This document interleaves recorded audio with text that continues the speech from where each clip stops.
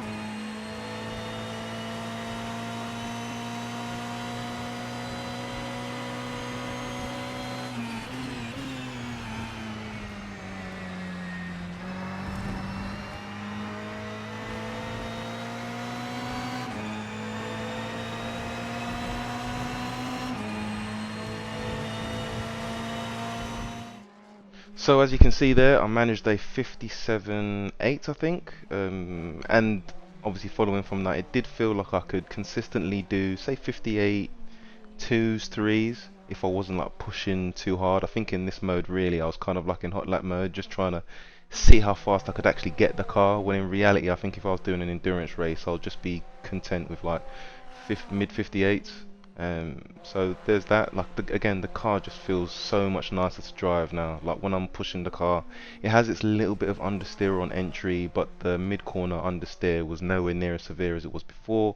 And getting on the throttle now feels more planted, whereas before there was way too much rotation on throttle. So how does it compare to the 911, idiot, and the M8?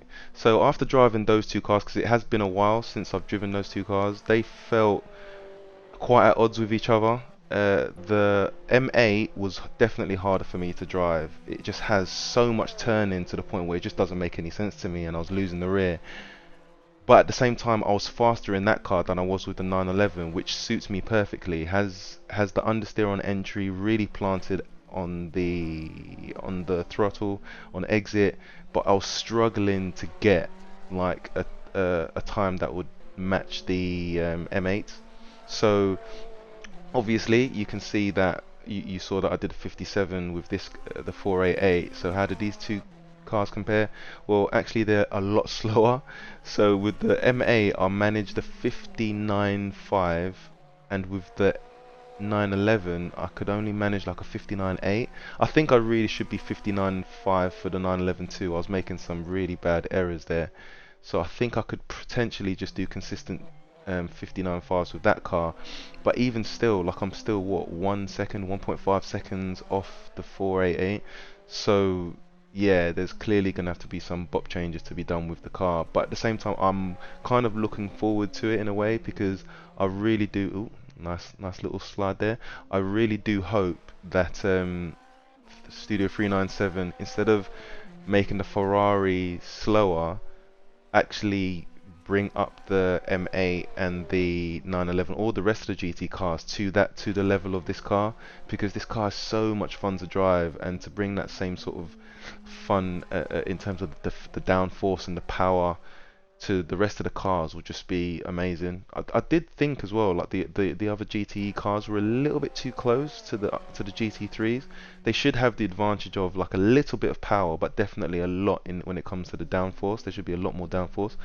But I don't know, like I feel like whenever I'm doing slight comparisons between the two, they're not as far apart as I would have thought they should be. I think there should be at least like 2 seconds slower. But hey, I'm no motorsport enthusiast, so maybe you guys can probably let me know in the comments. But yeah, like I said, I'm really happy with this car. Car feels amazing to drive now. And like I said, I hope the rest of the GT cars drive just as fast as this. Probably give it a bit more power, I'd say, and slightly more downforce, and see what we do there. But yeah, man, you guys will definitely not regret it if you get this car. And yeah, I'll see you guys soon, man. Thanks for tuning in. Sorry I took so long, but yeah, I'll see you guys on track. Peace.